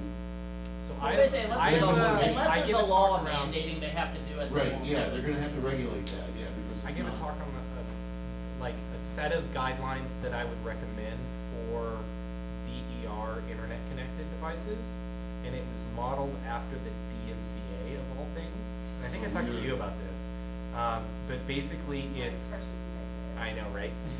So when I used to work at a social network company, a fitness social network company. No, it was a Fitocracy. It's defunct. But Fitocracy. But in order to be a safeguarded or a safeguarded company, you had to register with the FCC. You had to be a registered agent as a social network, so that when people would post stuff on your site, whoever wanted to take that down could look you up on the FCC database and send a takedown notice to that account, and then you had to take it down, right? But in order to be safe harbored, you had to have an updated contact information on the FCC website for your social network, right? To basically meet that guideline, right? And I want the same thing for IoT stuff that is used in grid operations. I want whoever maintains that or operates that device to have to register with the central authority or the utility and say, hey, this is my contact information, and basically whenever you find that a device is hacked or whenever you find the device is out of date or hasn't been security patched, you have to have updated contact information for the person who can patch that device at that as a registered agent. And otherwise, you incur all the liability and the fallout for that device getting hacked and potentially taking down the grid. Similar to wildfires and maintaining your wires. And so luckily, since we're in a regulated space, you can do that and you don't have any worry about like ownership or anything like that. But basically the idea is that that creates a liability constraint. It's not like a security constraint. It doesn't mandate that, oh, you must have your stuff patched. It's a liability constraint. And so that's the area where I think that there's potentially opportunity Well, in keeping stuff patched on Certification is the issue with that, like how do you? You don't have to certify. What's that? No, who cares about certification? Just as long as when somebody writes a DEF CON talk about your device, about having not been updated in like 3 years, as a regulator, I want to be able to like look up you, call you up and say, hey, when are you going to update those, right? And if you have not updated them, or if that contact information is out of date and you are no longer like, your company has gone out of business or whatever, but it's still connected to the internet, right? That entity or that device is now liable for the damage it causes to the grid because it doesn't have updated, like it's no longer safe harbor. So you can sue the device? Say that again? You can sue the device? Sure. Why not? Why not? Actually, so that's, I would say maybe you could add on to that if you do go out of business and you can't have an updated contact information for the device at the central authority, then you have to disconnect that device from the internet. It can still operate passively. You can set your inverter in like passive mode and it'll just generate power as needed, but it won't be connected. Wouldn't there be holdouts? There are places that are really into the individual rights of the states, and places that want to get done in and not have so many regulations having to do with it. In other words, there are going to be people. Then you just can't connect to the grid. Or you can't operate in a grid beneficial manner. So basically you're just a load at that point. So there would be an entrepreneurial thing for independent energy sources that would do those places instead of holdouts. Absolutely. No, the microgrid market is booming right now, right? Microgrids are really taking off in California right now, especially because of all the power plants. So like, microgrids are going to be a major part of this load flexibility stuff. You're going to have loosely connected towns that are kind of flexible on that. And that's actually where a lot of like blockchain technology is starting to trade their wares. And I'm like, oh, Enron's coming to town. and look for similar things in the internet space as well, because I think a good example I like to cite is so in the recent Hong Kong protests, a popular mesh networking app saw 3,000% increase in download rate because hey, it's the only way around the centralized censored internet. And as we see increasing authoritarian crackdowns around the globe, look for micro internet grids increasingly becoming a thing. That's why YouTube is the #1 channel in Saudi Arabia, is because it's not filtered the way television is. And so it has the most viewership. It's interesting because we had an EFF 3 months ago With Rand? I forget his name, but yeah, he was, he's pessimistic about full replacement of the internet with mesh networks, and he's probably not wrong, but as I said, microgrid, there are use cases where it's quite good. Alright, well, we are running out of time here, and we'll vacate the room. Thank you, everybody. Thank you all so much for coming, and for those of you who want to stick around, we're going to go get drinks and fireworks, so we hope you'll join us. Thanks, see you next month. Woohoo! EMCA is my specialist subject. The EMCA, what's up? I've been working on. Can I get your business card? Yeah. Forgot to bring it, but I will, I'm not super active on LinkedIn. Tech people are never active on LinkedIn. Yeah. So just define yourself email or- me. Okay, yeah. I get more recruiters contacting me than anything else. Oh yeah. Yeah, I'm sorry. How'd y'all like it? Make sense? Yeah, it was. The whole like I climate wasn't change sure what to transitioning expect. thing It was was like, yeah, that was awesome. I was like itching to say stuff. Oh yeah. I mean, working in energy industry, it's definitely a very interesting topic, and there are like different ways to saying it. So yeah, but yeah, actually, I was like really, and so the reason why I came here was since I have been in industry so long, I was like thinking about, you know, like all the smart meter and stuff, and I was like wondering about like, I mean, I knew about the smart meter and all the data, I have seen those, but I was wondering, you know, how this is utilized like outside of the utility space. And I think you kind of, you know, so that's interesting, and your company does see about like all this, building APIs, utility data, third party, We're basically the gateway. yeah, so. And what's interesting is when utilities start taking in data from distributed assets. So for load flexibility reasons or for fire-based reasons or. Yeah, you didn't cover that. I didn't. It's actually a new area that we're branching into. Well, I mean, I think what It's they're pretty doing. popular. They give you like discounts if you want Yeah, to they have. do net metering, as we said, Hook up they your are rolling the thermostat to meter, the- yeah. backwards. And then energy efficiency, like they're doing a bunch of IoT data, so that people. But can, like, you know, do you as a consumer need to give your consent to the utility in order, or to the thermostat manufacturer in order for the thermostat manufacturer to send it? Oh, you know, it was kind of. Do you need a- consent on the reverse flow as well? Usually you give That's the consent to the question. utility, usually you give consent to the utility, and they give you like a discount, because it's something that you can like sign up, to like reduce your load. But as the grid progresses more and more, those incentives will go away and it'll just be a built-in part.